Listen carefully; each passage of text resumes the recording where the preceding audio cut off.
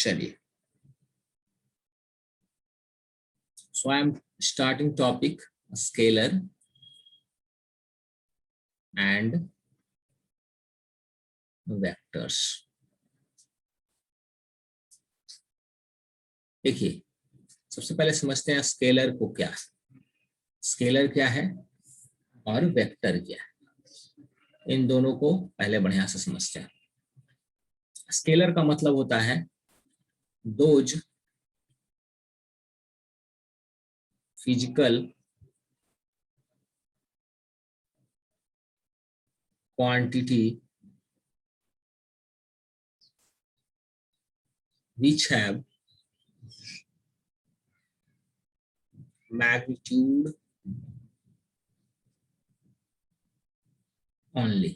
Example, mass है, यहाँ those physical quantity which have magnitude and direction both. Example, force, displacement, ठीक है, मास है, वर्क है, एनर्जी है, पावर है। यहाँ फोर्स है, डिस्प्लेसमेंट है, वेलोसिटी है, एक्सेलरेशन है, ठीक है, यहाँ स्पीड है, डिस्टेंस है। Okay, so scalar quantities are those physical quantities which has magnitude only, no directions. लेकिन जो आपके वेक्टर क्वांटिटीज होंगे उनके पास magnitude as well as direction दोनों है।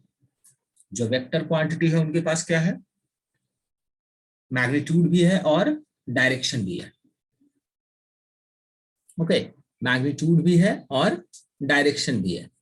जैसे फोर्स है, जैसे एग्जांपल अगर आप समझिएगा फोर्स की, तो आप अगर 10 न्यूटन फोर्स लगा रहे हैं तो you will write here 10 Newton force along north direction, आप ये लिखेंगे, ठीक है। आप अगर 20 मीटर पर सेकेंड along साउथ डायरेक्शन, ये आप लिखेंगे। लेकिन यहां आपको लिखने की जरूरत नहीं है, आप 20 वॉट पावर लिख रहे हैं, कोई डायरेक्शन की जरूरत नहीं है। 10 kg मास लिख रहे हैं, कोई डायरेक्शन की जरूरत नहीं है। 100 जूल एनर्जी लिख रहे हैं, कोई डायरेक्शन की जरूरत नहीं है। 20 मीटर लिख रहे हैं, कोई डायरेक्शन की जरूरत नहीं है, डिस्टेंस अगर आप लिख रहे हैं तो। लेकिन यहाँ पर अगर आप 10 मीटर लिख रहे हैं, 10 मीटर डिस्प्लेसमेंट को अगर इंडिकेट कर रहे हैं, तो 10 मीटर अलोंग कुछ डायरेक्शन देना पड़ेगा आपको।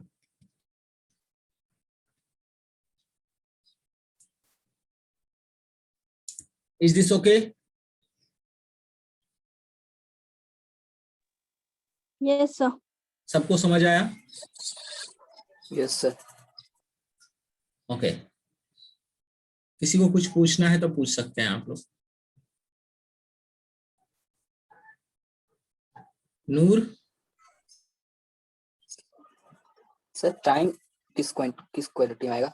ओके, टाइम आप डायरेक्शन के साथ थोड़े दिखाएंगे, तो टाइम भी इसमें आ जाएगा।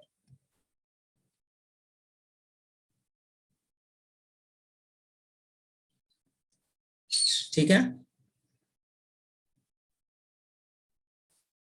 ओके। Yes sir. यस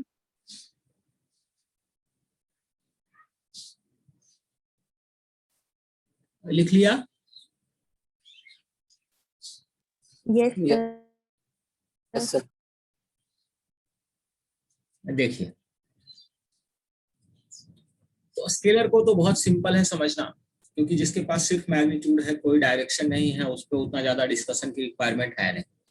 लेकिन वेक्टर को समझना है, वेक्टर को लेके काफी चीजें हैं डिस्कस करने लायक। ठीक है, वेक्टर को लेकर हमने क्या कहा आपको, इनके पास मैग्नीट्यूड होता है प्लस इसके पास क्या होता है, डायरेक्शन होता है। ये आपको 9th क्लास तक के लिए ठीक है, 9th क्लास तक ये डेफिनेशन जो है वो ओके है। लेकिन जब आप 11th क्लास में पढ़ते हैं तो इस डेफिनेशन में एक और चीज ऐड किया जाता है, इसमें मैग्नीट्यूड हो प्लस डायरेक्शन हो प्लस इट शुड फॉलो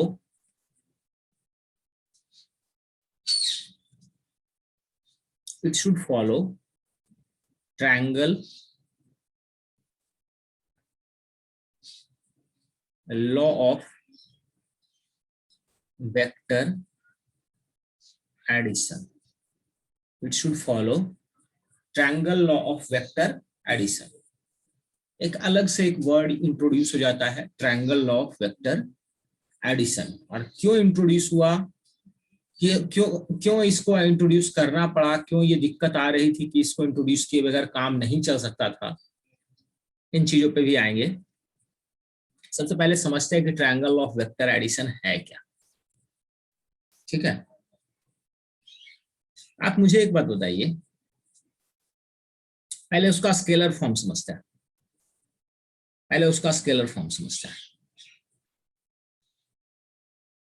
अगर एक साइड ए है, दूसरा साइड बी है और तीसरा साइड सी,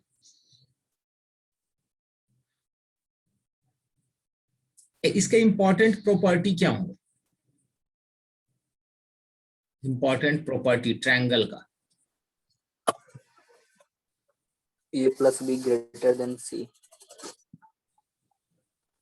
ट्रायंगल का इंपॉर्टेंट प्रॉपर्टी टू फॉर्म क्या होगा,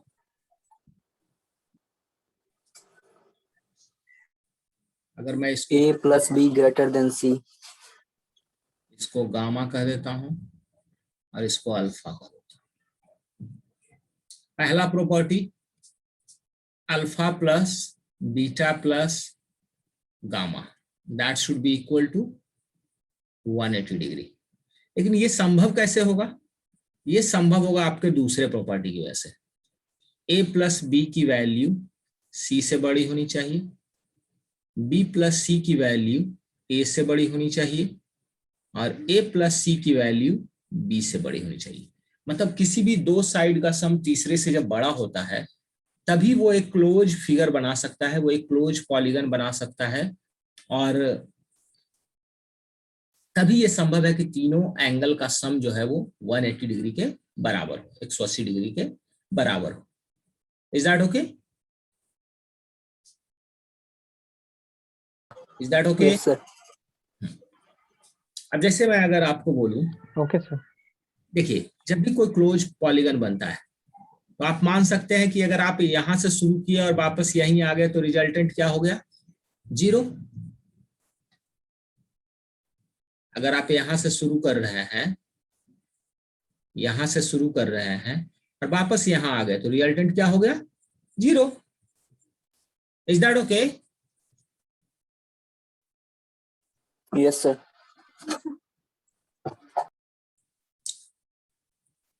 जैसे देखिए आप लोग को which one of the following will not form resultant of vectors?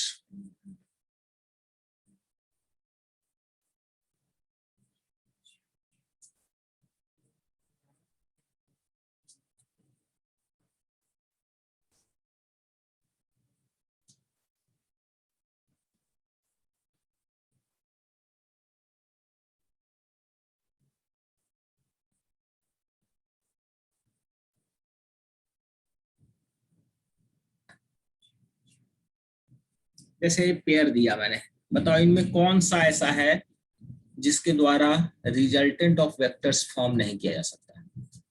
मतलब बेसिकली रिजल्टेंट का मतलब हुआ कि दो साइड का जो रिजल्टेंट होगा वो तीसरा साइड हो जाता है।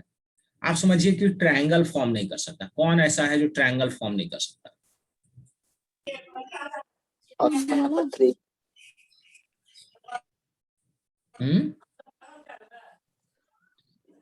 थर्ड वाला। Third one. Option third.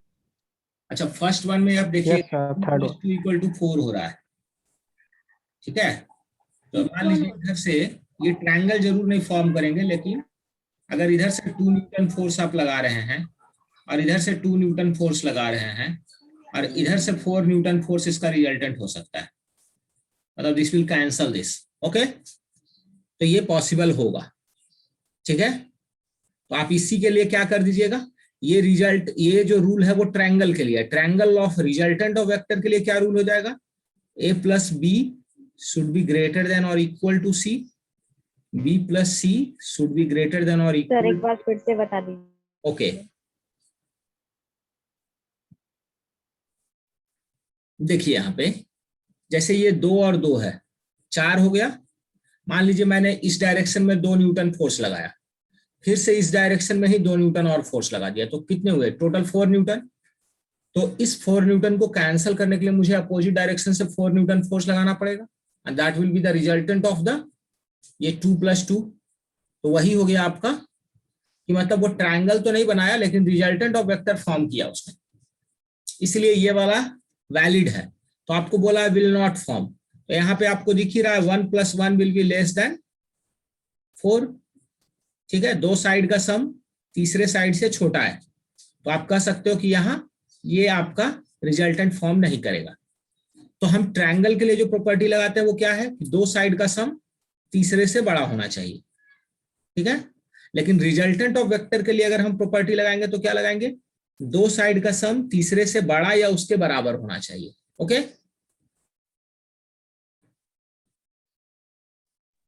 समझ में आया? यस सर, अब समझ आ गया।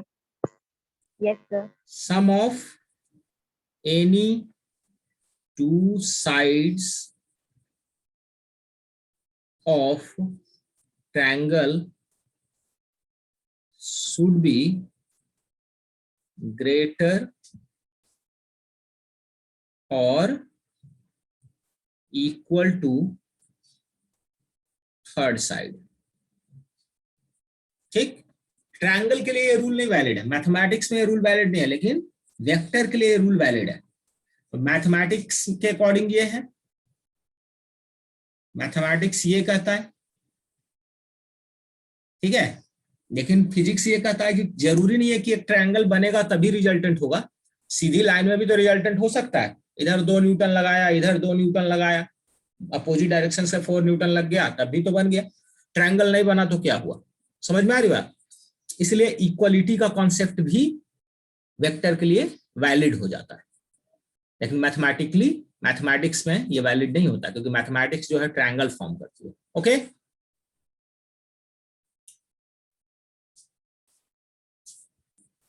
Is that okay? Yes sir. चलिए इसको लिख लीजिए।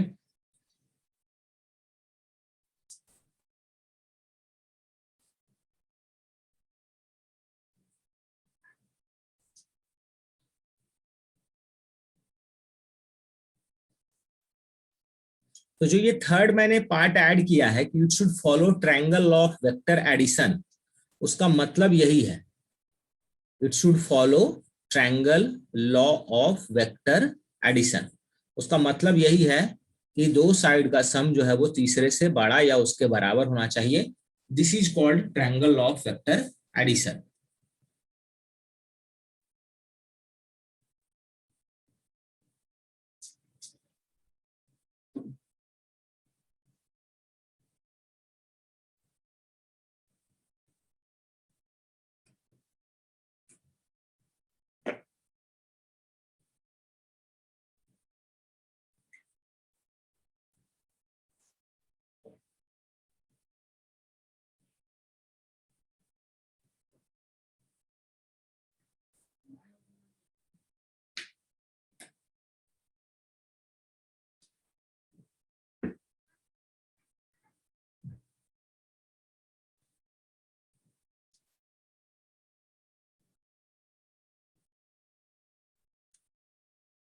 लिख लिया सभी ने?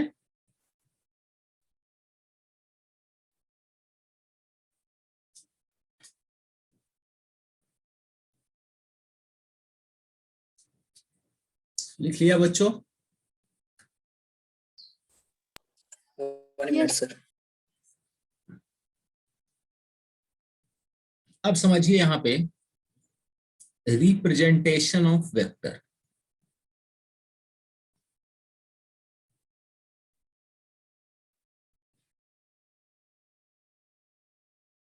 Representation of a point vector समझिए पहले। पॉइंट वेक्टर, और इसको आप कह सकते हैं position vector.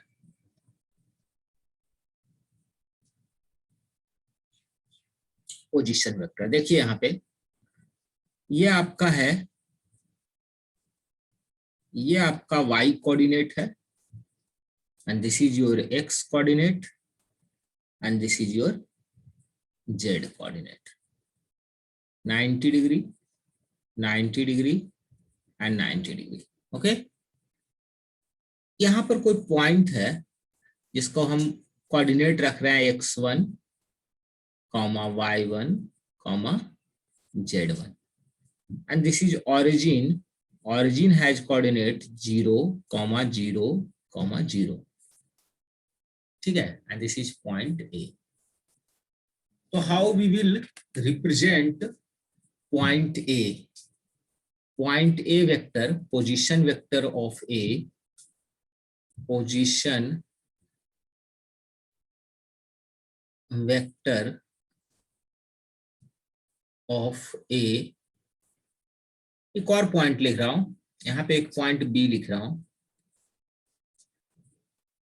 This is x2, y2, z2. Position vector of A can be written as x1 i cap और j कैप पहले बता रहा हूं, y1 j cap plus z1 k cap. समझिएगा i कैप और j कैप क्या है।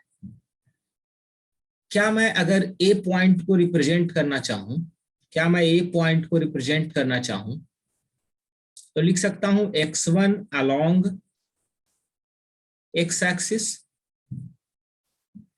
y1 along y axis and z1 along z axis. क्या ये लिखा जा सकता है? Yes sir. किसी भी पॉइंट का कोऑर्डिनेट क्या दिखाता है कि उसकी पर्टिकुलर जो है एक्सिस के अलोंग कितनी डिस्टेंस उसने कवर किया है ना। तो अब इतनी लंबी लैंग्वेज को अगर हम फिजिक्स में हर जगह कैरी करेंगे तो हम लोग के साथ एक तो प्रॉब्लम बहुत ज्यादा बढ़ेगी। तो जो अलोंग एक्स एक्सिस हमने क्या किया है, I cap is taken unit vector along X axis, और यूनिट वेक्टर का मैग्नीट्यूड क्या होता है, अगर इसका मैग्नीट्यूड निकालने की बात की जाए तो इट इज 1। ठीक है, यूनिट वेक्टर है, इसका मतलब होता है मैग्नीट्यूड 1।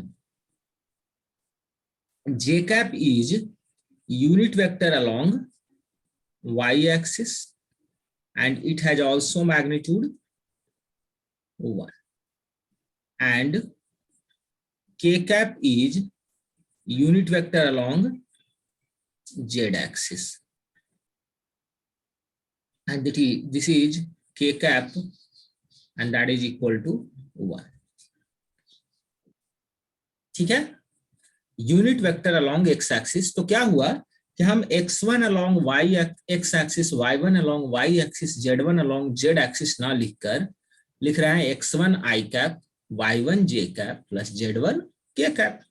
वेरी सिंपल, समझ में आया?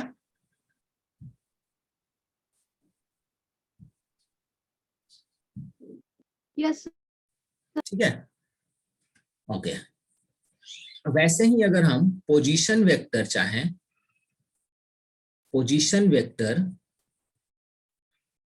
ऑफ, देखो पोजीशन वेक्टर को हमेशा ऑरिजिन के रेस्पेक्ट में, हमेशा ये क्या होता है, with respect to origin. Position vector हमेशा विद रेस्पेक्ट टू ऑरिजिन होता है। ये क्या हो जाएगा आपका x2i cap plus y2j cap plus z2k cap. लेकिन अगर मैं बोलूं कि लाइन वेक्टर ए बी, या आप इसको कह सकते हैं डिस्प्लेसमेंट वेक्टर, क्योंकि ये दोनों पोजीशन है, ठीक है। और चेंज इन पोजीशन क्या होता है, डिस्प्लेसमेंट वेक्टर ए बी, हम इसको कह सकते हैं डिस्प्लेसमेंट वेक्टर को change in position vector is equal to displacement.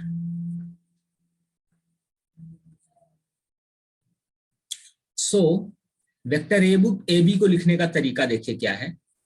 ये पॉइंट एक्स ए है और ये पॉइंट क्या है आपका बी है। तो वेक्टर ए बी को लिखने का तरीका ये हो गया, ये पॉइंट आपका बी है, ये पॉइंट बी है। तो जहां से शुरू कर रहे हैं, ए से शुरू करके आप बी तक लेकर जा रहे हैं, तो इसको हम कहते हैं हेड, इसको हेड कहेंगे और इसको क्या कहेंगे, टेल कहेंगे, ठीक है। इसको सिर हेड है, ये टेल है, पूंछ है।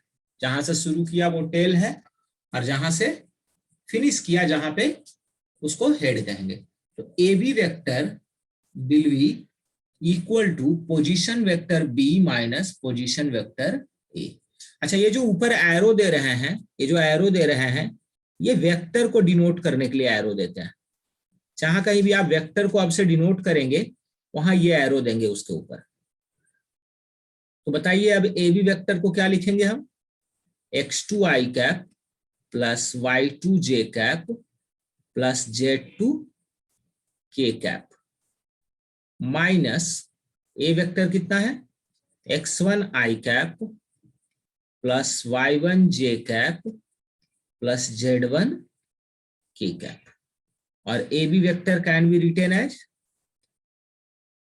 x2 माइनस x1, i वाले को एक साथ रख दीजिए, प्लस y2 माइनस y1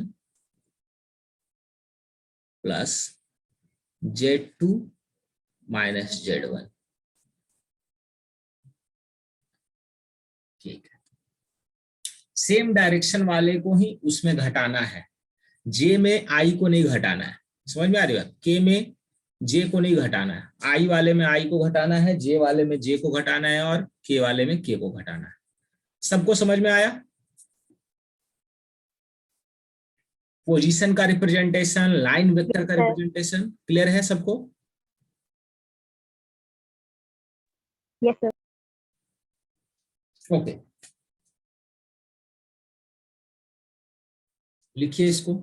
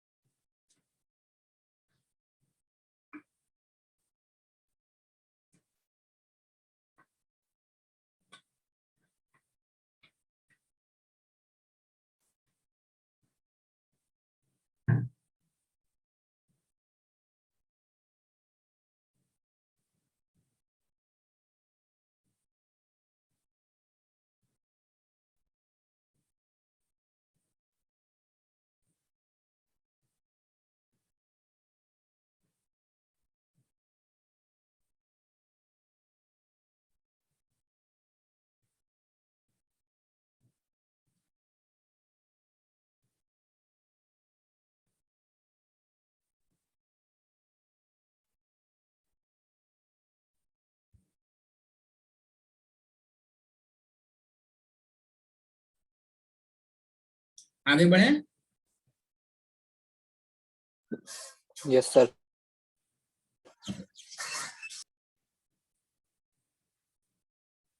जैसे देखिए कि अगर मैं लिखता हूं यहां पर this is point P and this is point Q, ये 2,3,4 है, ये है -1, -2, -3 है। बताइए find P Q vector. P Q vector क्या होगा बताइए?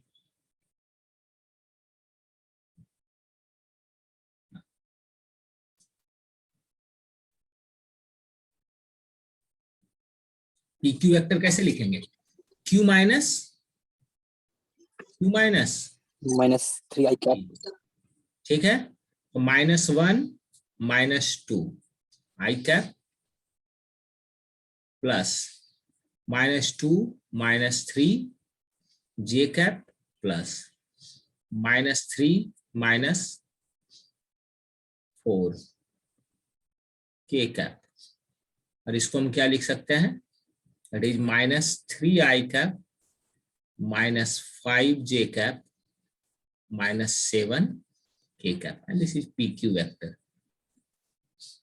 ओके, अगर इसी पॉइंट को ये लिखना होता, इसी पॉइंट को अगर लिखना होता क्यूपी वेक्टर, तो क्या लिखते आप? क्यूपी वेक्टर क्या लिखते? बोलिए। P माइनस क्यू लिखते आप, ये हो जाता है 2 -1 आई कैप प्लस 3 -2 जे कैप प्लस 4 -3 के कैप। और ये हो जाता आपको 3 I cap plus 5 J cap plus 7 K cap, QP vector. It means यहां से एक बात समझ में आई कि जो पी क्यू वेक्टर है that is equal to minus QP vector. यहां तक कोई दिक्कत?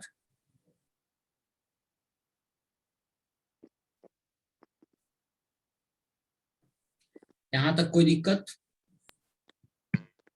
No, sir. No, sir. आसान है?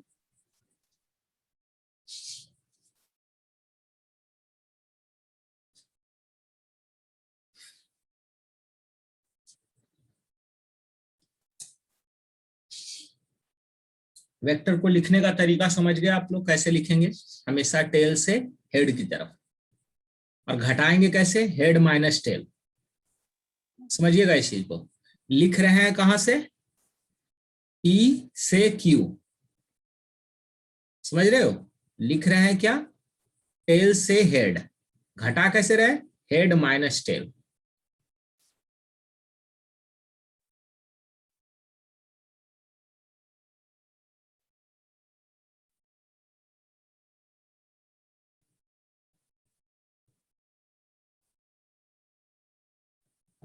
अब देखिए,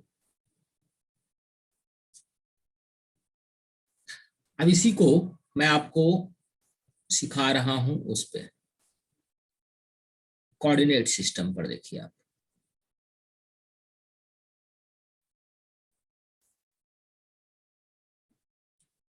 x axis, Z axis and Y axis.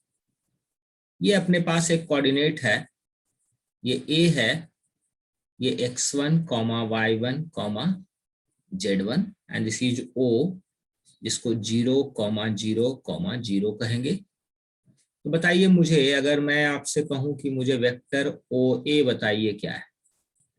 Vector O A, vector O A will become x1 - 0 I cap, y1 - 0 J cap plus z1 - 0 k cap, and OA will become x1 I cap plus y1 j cap plus z1 k cap. This is your equation 1. यहां से हम चलते हैं, मान लीजिए यहाँ पे ये पॉइंट बी है, जिसको कहेंगे x2, y2, z2। तो हम ए से चले, ए से चले, ए से चल गए बी की तरफ। तो बताइए मुझे कि now vector A B can be written as, it is x2 minus x1 x i cap I cap y2 minus plus x y1 j cap plus z2 minus z1 k cap. कोई दिक्कत? और फिर मान लीजिए कि मुझे B point तक पहुंचना था, हमने एक तो पोजीशन लिया कि डायरेक्ट ओ से बी जा सकते हैं और एक ओ से ए से बी।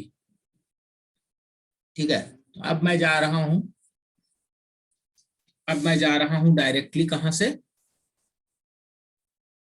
ओ से। एक सेकेंड है ना, थोड़ा सा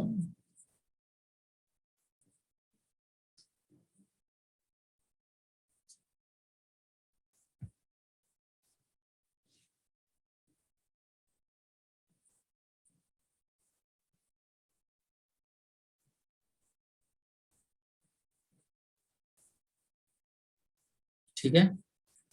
तो ये ओ बी हो गया आपके पास। अब बताइए ओ बी वेक्टर को आप क्या लिख सकते हैं?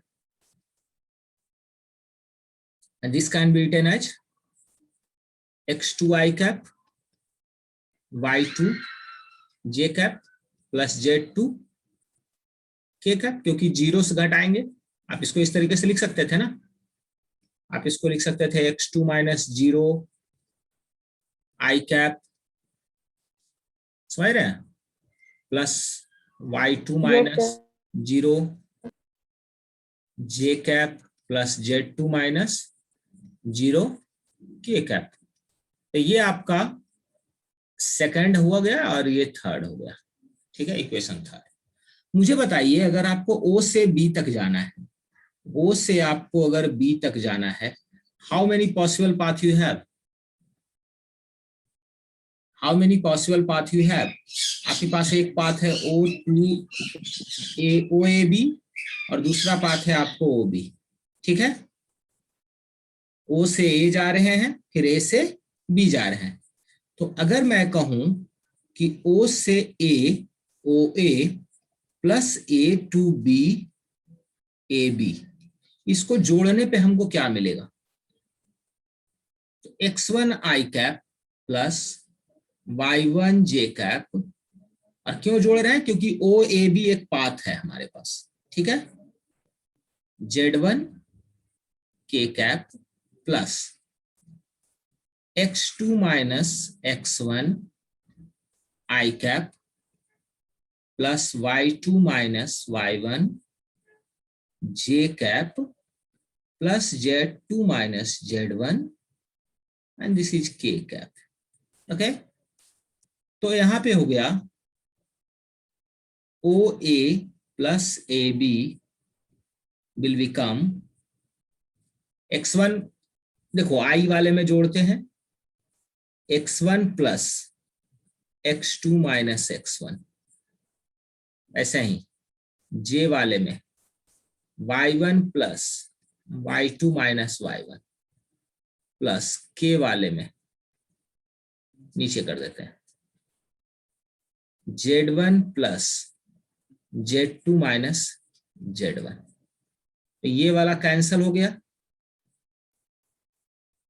ये वाला कैंसिल हो गया, ये वाला कैंसिल हो गया। तो ये आपका बन गया O A plus A B equal to x2 i cap plus y2 j cap plus z2 k cap. O A plus A B क्या हो गया? x2 i cap plus y2 j cap plus z2 k cap. ये O A plus A B हो गया। और क्या आप कह सकते हैं कि जो आपके पास ओ बी है, अब देखिए आप यहाँ पे कंक्लूजन पे आते हैं,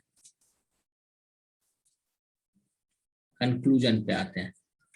आपके पास जो ओ ए प्लस ए बी है वो आ गया आपके पास x2 i cap y2 j cap plus z2 k cap, है ना। और जो आपके पास OB है वो भी यही है।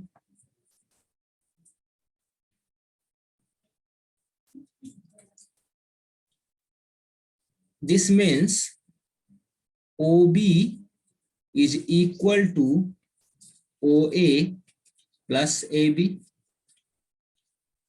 इसका मतलब समझ रहे हैं कि OB जो है वो क्या है, OB क्या है, दिस इज कॉल्ड रिजल्टेंट।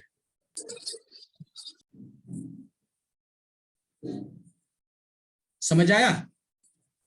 अगर ये पाथ है, ये अगर वेक्टर A है, ये अगर वेक्टर B है, और अगर ये वेक्टर C है, सो हम कह सकते हैं vector C is equal to vector A plus vector B।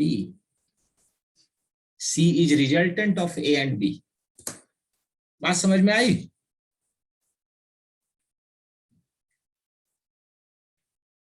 आप पूछोगे बेटा कि हमने OA और AB को क्यों जोड़ा, तो एरो को फॉलो किया, हमको O से B तक जाना था। देखो हमने पहले क्या किया, O से A गए, O से A गए, फिर A से B गए, और इधर O से B डायरेक्ट चले गए, डायरेक्ट चले गए, तो OB एक हो गया और A प्लस B। या फिर इसको आप कह लो ऐसे, ये गए हम इधर से किधर गए, एंटी क्लॉकवाइज गए, ACW एंटी क्लॉकवाइज, और ये उधर से आया क्लॉकवाइज। ठीक है, वो उसके बराबर हो गया। समझ में आया कुछ? Yes, sir. आप जैसे समझना चाहते हैं वैसे समझ सकते हैं। There are many possible path जिसको समझना चाहते हैं।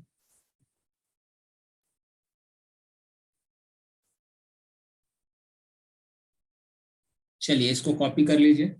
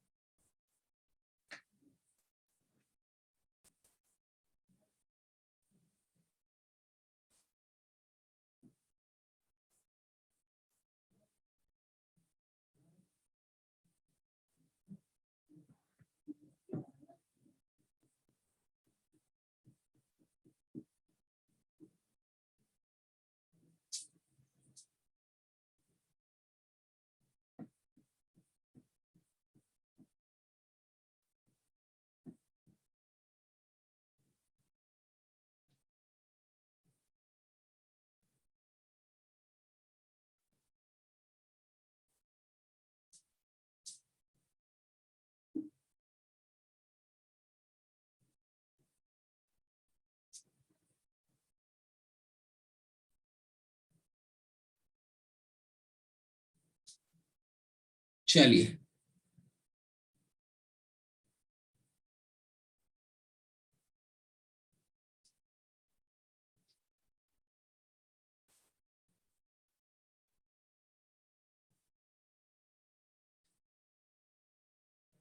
लिख लिया।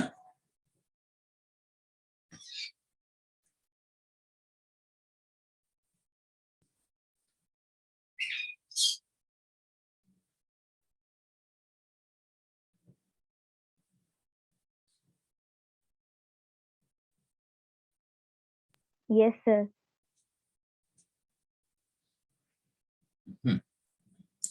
अच्छा देखिए, अब आप लोग बताइएगा, मैं फिगर बनाता जाऊंगा, कौन किसका रिजल्टेंट है आप बताइएगा।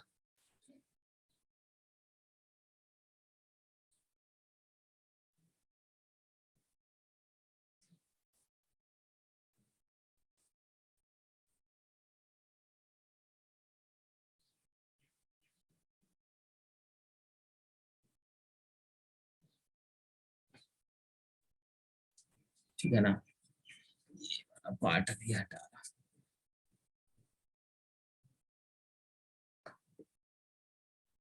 चलो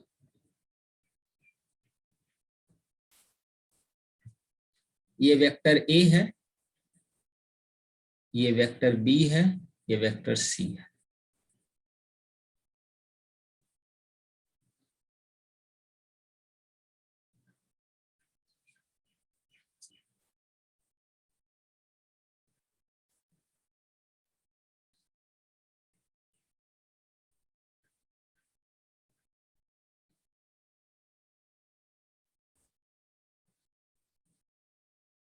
बोलो।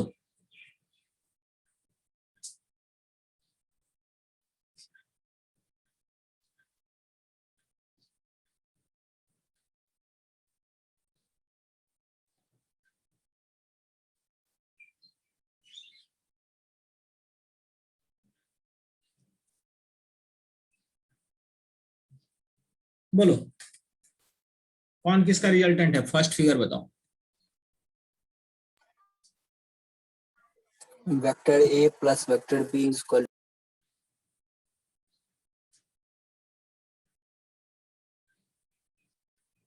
Is this okay everyone? Yes, sir. Yes, sir. इसमें बताइए। vector P plus vector Q is equal to vector R. Vector P plus vector Q, आप एरो नहीं देख रहे हैं। अच्छा चलिए आपको हिंट देते हैं, शुरू वहां से करिए जहां पे दोनों टेल मिलते हो और खत्म वहां पे करिए जहां दोनों हेड मिलते हो।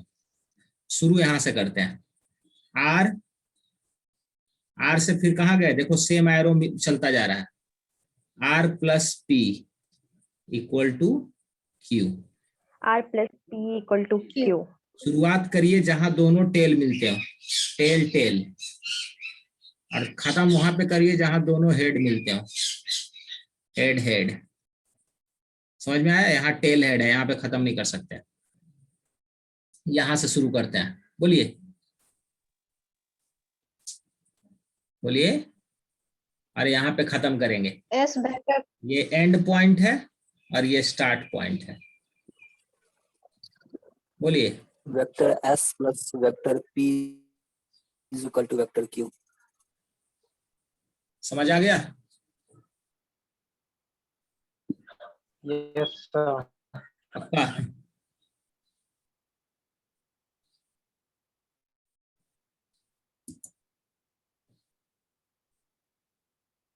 चलिए अगला सवाल पे आते हैं, लिख लीजिए इसको।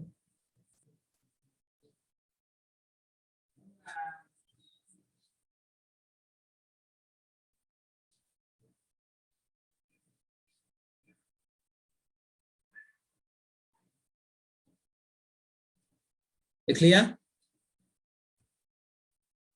स्टार्ट पॉइंट ये Yes, sir. रहेगा जहां पे, और ये आपका and point.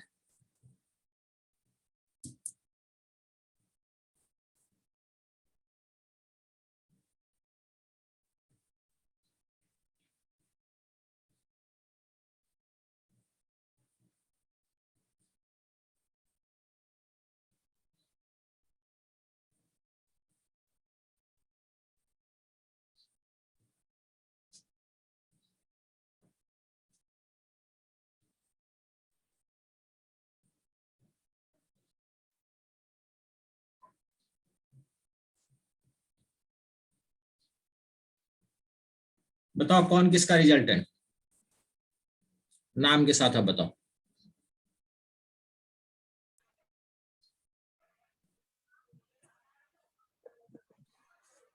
Vector AB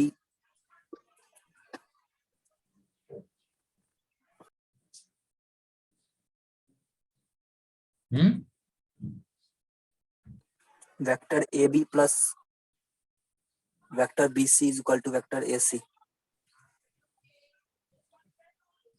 vector A B plus vector B C equal to vector A C, correct है। यहां से स्टार्ट किया, यहाँ गए, यहाँ गए, ठीक है।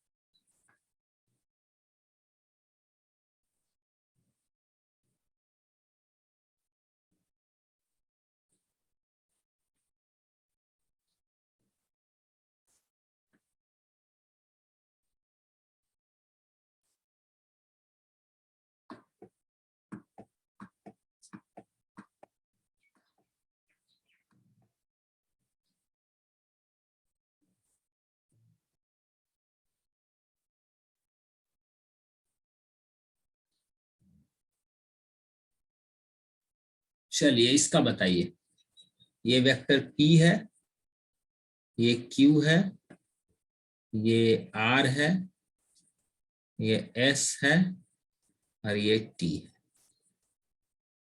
सेम प्रोसीजर लगाइएगा। बताइए, कहीं से भी शुरू करते हैं जहां पे 2 टेल मिल रहा है। एक काम करिएगा, जितने क्लॉकवाइज है ना उनको एक तरफ लिखिए।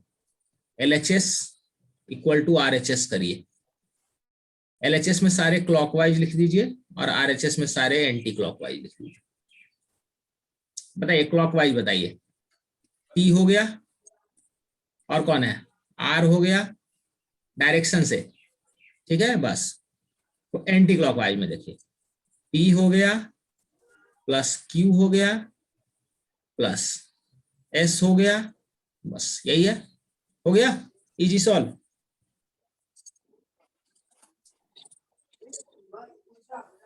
समझ आया ये? यस सारे क्लॉकवाइज एक तरफ, Yes, sir. सारे एंटी क्लॉकवाइज एक तरफ।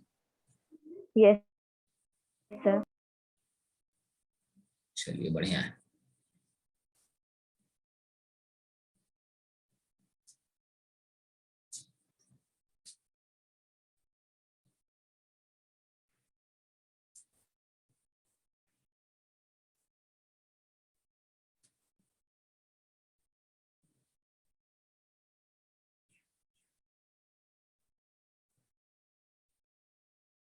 चलिए ये A हो गया, ये B हो गया, ये C है, ये D है, ये E है और ये F है। बताइए इसमें clockwise total equal to anti clockwise.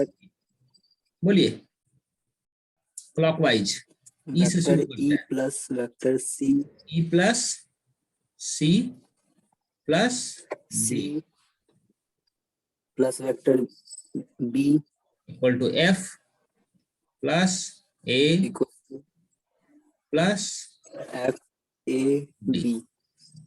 समझ आ गया? समझ आया? Yes sir. मजा आया? Yes, sir. Yes, Okay. sir. आज के लिए यहीं पे रखते हैं, ठीक है। आज आपको फिगर और ट्रायंगल ऑफ वेक्टर एडिशन सिखाना था। Okay, sir. चलिए ठीक है, ओके देन, चलिए फिर बाय। Thank you sir. ओके।